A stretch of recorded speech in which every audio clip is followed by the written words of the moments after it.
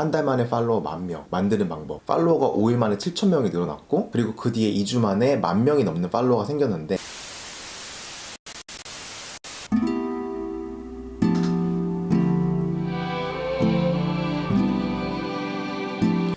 이게 제가 지금까지 올렸던 인스타그램 영상들이에요. 저는 여기서 단 한 번도 일주일 만에 팔로워 1,000명, 한 달 만에 팔로워 10,000명 만드는 방법, 이런 식으로 알려드린 적이 단 한 번도 없어요. 유일하게 제가 숫자로 이야기한 거는 제가 다니고 있는 회사 계정, 대형 인플루엔서와 같이 기획한 기브웨이 이벤트를 통해서 팔로워가 5일 만에 7,000명이 늘어났고, 그리고 그 뒤에 2주 만에 10,000명이 넘는 팔로워가 생겼는데, 지금 그 계정이 80,000명이 됐거든요. 이렇게 제가 직접 경험한 것들을 여러분들이랑 이야기하고 공유하면서, 혹시 여러분들이 회사에서 마케팅을 담당하시고 계시다면 기브웨이를 제대로만 이용하면 이런 좋은 효과를 낼 수 있다, 이거를 알려드리기 위해서 그 영상을 제작한 거였고, 이거는 일반 사람은 당연히 못 따라하죠. 왜냐면 저희 회사에서도 이 소셜미디어 인스타그램에만 돈을 얼마나 많이 쓰는데요. 그래서 이건 제목부터가 인스타그램 마케팅 이야기였어요. 참고로 오늘 저는 이 영상을 내렸습니다. 이 영상을 통해서 유입도 많고 저도 팔로워도 많이 늘었고, 그리고 좋아요 수도 많이 받았고, 좋은 댓글도 많이 받았음에도 불구하고 계속 가끔씩 하나둘씩 올라오는 네 자랑만 하고 뭐 제대로 알려주지도 않는다, 이런 식으로만 댓글을 다는 분들이 가끔 올라오셔서, 그래서 그 뒤에 많은 분들의 요청으로 제가 제 개인 계정을 키워왔던 경험들을 공유하면서 팔로워들을 키워왔던 방법들, 그리고 좋아요 수를 많이 받는 팁, 게시물 올릴 때 팁, 글 쓰는 팁, 댓글 팁, 스토리 팁, 특히 이 해시태그 팁들을 공유하면서 알려드린 거였어요. 그래서 열심히 양질의 컨텐츠를 생산하시는데도 인스타그램을 제대로 활용할 줄 모르셔서 노출을 제대로 못 시키고 계신 분들을 위해서, 그렇게 진짜 가치 있는 컨텐츠로 승부를 보시는 분들을 위해서 이런 영상들을 제작하고 공유했던 거였어요.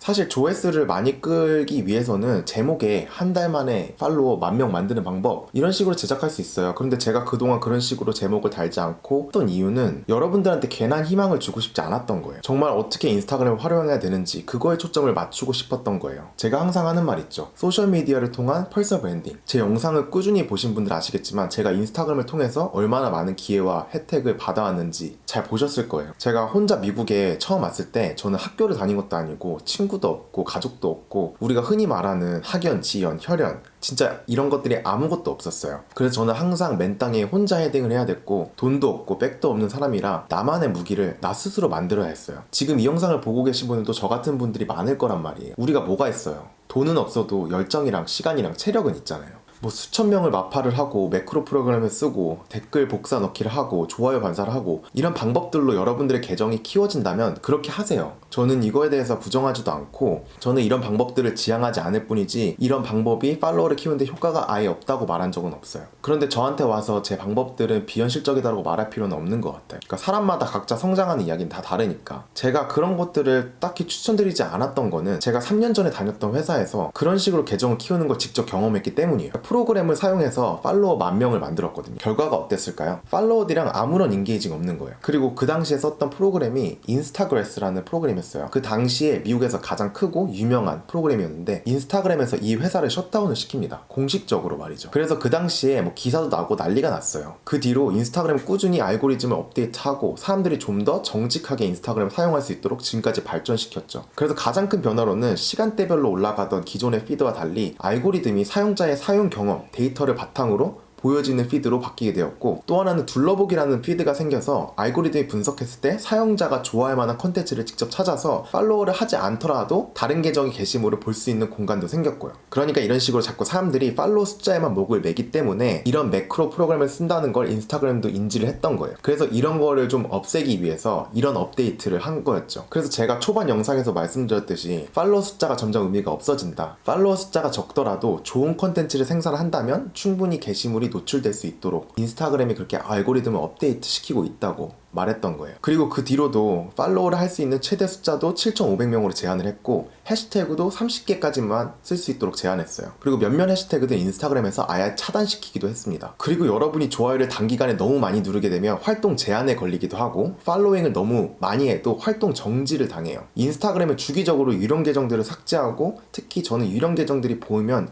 바로 신고를 합니다. 그래서 이렇게 인스타그램으로 메시지를 받아요. 너가 신고한 계정을 삭제시켰다. 인스타그램에 이런 식으로 계속 알고리즘을 업데이트해서 인스타그램 커뮤니티를 깨끗하게 만드려는 노력을 계속합니다. 그럼 이런 것들을 봤을 때 우리가 중점을 두어야 되는 것은 무엇일까요? 진정성. 인스타그램이 우리에게 원하는 건 진정성 있는 교류입니다. 진정성 있는 컨텐츠이고요. 그래서 제가 항상 강조하지 않았나요? 여러분의 가치는 뭔가요? 여러분들이 나누고 소통할 수 있는 그 가치가 무엇인가요? 그거 강조하고 새롭게 표현하는 사람이 인스타그램에서 성공하는 거고 좀 더 큰 커뮤니티를 형성할 수 있는 겁니다. 이게 현실적이지 못하다고요? 왜 그런지 아세요? 이 가치라는 말을 너무 어렵게 생각해서 그래요. 우리는 특히 우리 한국 사람들은 누가 발표를 하거나 누가 앞서서 이야기를 하면 쟤 왜 저래? 잘 알지도 못하면서 왜 이렇게 나대? 이런 식으로 바라봅니다. 관종이라고 하고 인스타충이라고 말합니다. 이런 시선들 때문에 우리는 쓸데없이 이상한 완벽주의에 사로잡혀서 시도도 하기 전에 나는 안 될 거야, 나는 부족해 하면서 시도조차 하지 않죠. 또는 조금 해보고 저 사람이니까 할 수 있는 거야, 나는 너무 늦어서 안 돼 하고 그냥 그만두어 버립니다. 맞아요. 여러분들, 세상엔 잘난 사람들이 너무 많아요. 앞서간 사람도 너무나 많고 벌써 시작한 사람들이 너무나도 많이 자리를 차지하고 있는 게 사실이에요. 그런데 우리가 우러러 보는 사람들 있죠. 그 사람보다 더 잘난 사람들은 더 많을 거예요. 그렇게 다른 사람과 나를 비교하기 시작하면 정말 끝이 없어요. 우리 모두 누구에게나 가치라는 것이 있어요. 그게 크던 작던 그걸 스스로 똑똑하게 풀어내는 사람, 용기 있게 나서는 사람, 실패를 두려워하지 않고 발전시키는 사람이 기회를 갖는 거예요. 많은 사람들이 가장 두려워하는 게 나는 이거에 대해서 완벽하게 알지 못해, 나는 이거에 대한 전문가가 아니야. 사실은 이 세상에 전문가가 정말 많아요. 그리고 인터넷을 조금만 검색해도 수많은 정보들을 찾을 수가 있어요. 스마트폰이 보급됨에 따라서 사람들은 쉽게 정보들을 검색하고 얻을 수 있게 됐죠. 그래서 여러분들이 사실 컨텐츠를 제작하고 누군가에게 정보를 제공한다고 할 때 여러분들의 전문성이 떨어진다고 두려워할 필요가 없어요. 왜냐면 사실 이런 컨텐츠라는 거는요, 같은 정보를 갖고 있더라도 그거를 어떻게 재미나게 풀거나 어떻게 더 쉽게 풀거나 어떻게 색다르게 푸는 사람, 그 사람들은 사람들이 좋아하게 돼 있어요. 예를 들어 볼까요? 만약에 여러분들이 무서운 얘기를 해요. 그럼 무서운 얘기를 가장 잘하는 사람이 누가 있죠? 우리가 잘 아는 디바 제시카가 있죠. 영어를 정말 재밌게 가르쳐주는 사람을 생각해보면은 아란TV가 있고요. 그분들이 그 자신의 분야의 최고 전문가일까요? 그건 아니라는 거예요. 자신만의 매력, 자신만의 장점을 찾아서 그거를 컨텐츠로 잘 승화시켜서 사람들에게 어떻게 전달하느냐, 그거에 사람들은 매료가 돼서 그 사람의 팬이 되고 그 사람을 팔로우하고 그 사람을 구독하게 되는 거예요. 여러분들이 관심 있는 분야가 무엇인가요? 패션, 요리, 운동, 인테리어, 음악, 춤 등등, 그럼 그 분야에서 활발히 활동하는 인플루언서가 누가인가요? 한번 찾아보셨어요? 그러면 그 사람들을 바라볼 때 컨텐츠 퀄리티도 넘사벽이고 너무 실력이 뛰어나고 나와는 너무 달라, 나는 가진 것도 없고 뛰어난 것도 없고 나는 절대 저렇게 될 수 없을 거야, 이렇게만 바라보지 마시고 그 사람이 그 자리에 있기까지 어떤 노력을 해왔고 어떻게 발전시켰는지 한 단계 뒤로 물러서서 바라보세요. 그러면 그들은 분명히 사람들에게 오래전부터 꾸준히 가치를 주고 있을 거예요. 그게 단순한 웃음이건 슬픔이건 공감이건 위로건 정보건 대리만족이건 등등등 사람들이 필요하고 원하는 니즈가 무엇인지 파악하고 자신들의 컨텐츠로 발전시켰을 거예요. 그리고 그렇게 꾸준한 노력하는 시간이 분명히 있었을 거예요. 그러니까 사람에 따라 그 시간 차이는 다를 수 있겠지만 여러분이 지금 우러러 보고 있는 그런 인플루언서들도 모두 0부터 시작했습니다. 그러니까 작은 가치여도 그걸 발전시키고 꾸준히 노력하는 사람이 성공하는 거라고요. 이건 사실 인스타그램 뿐만이 아니에요. 인생이 그래요. 소셜미디어라는 커뮤니티가 우리의 삶을 조그맣게 뭉쳐놓은 거라고 생각해보세요. 우리가 1년만 살 건가요? 아니면 10년만 살 건가요? 아니잖아요. 뭐 한 달 만에 팔로워 10,000명 찍고 끝? 무슨 1년 바짝 벌고 은퇴하는 거예요? 아니잖아요.